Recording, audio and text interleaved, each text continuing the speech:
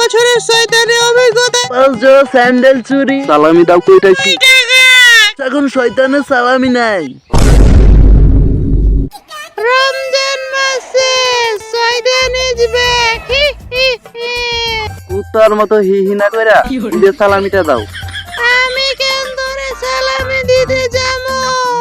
কারণ তুমি এই 1 মাস ছিলে না, এই লোকটাই সব শয়তানি করেছে। তাই নাকি? এখন যদি হ্যাঁ না বলি তাহলে ঈদের সালামিটা পাবো না। হ্যাঁ তাই। তাহলে কি কি শয়তানি করলি বল দেখি।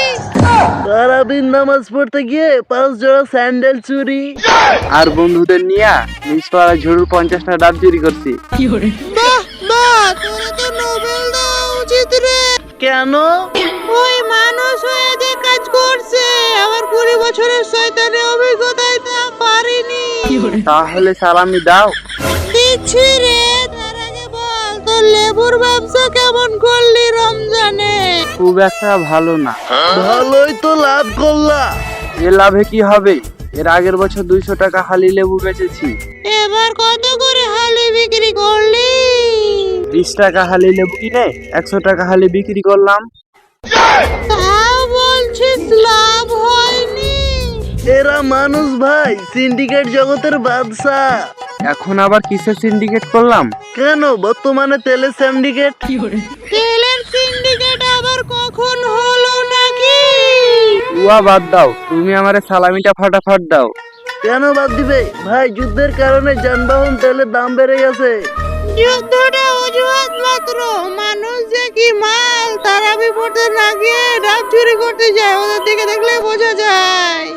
সালামি দাও কইতাছি, নয়তো তোমার খবর কইরা দিব। এই নে 2 টাকা, কিছু কিনে খা।